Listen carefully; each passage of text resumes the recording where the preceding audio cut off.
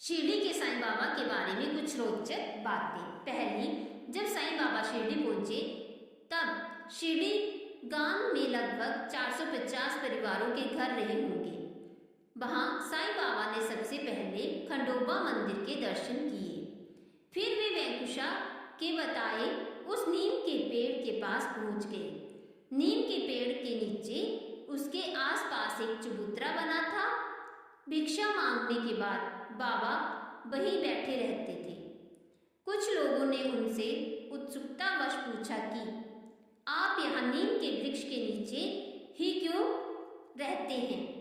इस पर बाबा ने कहा कि यहाँ मेरे गुरु ने ध्यान किया था, इसलिए मैं यही विश्राम करता हूँ। कुछ लोगों ने उनकी इस बात का उपहास उड़ाया। तब बाबा ने कहा कि यदि उन्हें शक है तो वे इस स्थान पर खुदाई करें। ग्रामीणों ने उस स्थान पर खुदाई की जहां उन्हें एक शिला के नीचे 4 दीप जलते हुए मिले। दूसरी कहीं जगह न मिलने पर बाबा ने एक जर्जर मस्जिद में अपना घर बना लिया और वहीं अपने दिन रात बिताने लगे, जिसका नाम उन्होंने द्वारका माई रखा। द्वारका माई समाधि मंदिर के दाईं तरफ है। द्वारका माई वो जगह है जहां साईं बाबा ने सबसे ज्यादा समय बिताया। आज भी द्वारका माई में वो पत्थर रखा है जहां साईं बाबा बैठा करते थे। साईं बाबा हमेशा रात्रि में यहाँ दीपक जलाया करते थे। तीसरी, साईं बाबा ने काफी समय मुस्लिम फकीरों के संग व्यतीत किया, पर उन्होंने कोई भी व्यवहार धर्म के आधार पर नहीं किया। वो सिर्फ मानवता में विश्वास करते थे। उनका कहना था सबका मालिक एक है।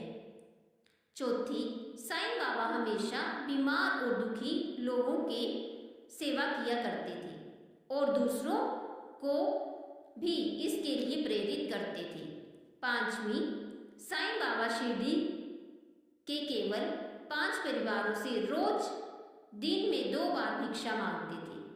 वे पात्र में तरल पदार्थ और कंधे पर टंगे हुए कपड़े की झोली में रोटी और ठोस पदार्थ इकट्ठा करते थे।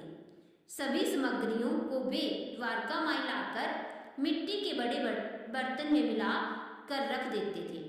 कुत्ते, बिल्लियां, चिड़ियां निसंकोच आकर उस खाने को कुछ अंश खा लेते थे। बची हुई भिक्षा को साईं बाबा गरीब भक्तों के साथ मिल बांट कर खाते थे। छठी, पहले शिरडी के लोग साईं बाबा को पागल समझते थे, पर उनके अविश्वसनीय चमत्कारों से प्रभावित होकर उनके भक्तों की संख्या बढ़ती गई। एक बार उनके एक भक्त ने उन्हें खाने पर बुलाया। निश्चित समय से पूर्व ही साईं बाबा एक कुत्ते का रूप धारण करके भक्त के घर पहुंच गए। भक्त ने अनजाने में चूल्हे से जलती हुई लकड़ी से कुत्ते को मारकर भगा दिया। कुछ देर तक उस भक्त ने साईं बाबा का इंतजार किया और जब साईं बाबा नहीं आए तो उनका भक्त उनके पास पहुंचा और साईं बाबा से न आने का कारण पूछा। साईं बाबा मुस्कुराए और कहा, मैं तो तुम्हारे घर भोजन के लिए आया था, लेकिन तुमने जलती हुई लकड़ी से मारकर मुझे भगा दिया। भक्त अपनी भूल पर पछताने लगा और माफी मांगने लगा। साईं बाबा ने स्नेहपूर्वक उसकी भूल को क्षमा कर दिया। 7वीं, विजयादशमी के दिन शिरडी में साईं बाबा का महाप्रयाण दिवस मनाया जाता है। बाबा ने हमें श्रद्धा और सबूरी के रूप में ऐसे 2 दीप दिए हैं जिन्हें यदि हम अपने जीवन में ले आए तो उजाला पैदा कर सकते हैं। श्रद्धा का अर्थ है विश्वास, जो हमेशा व्यक्ति को सही रास्ते की ओर ले जाता है।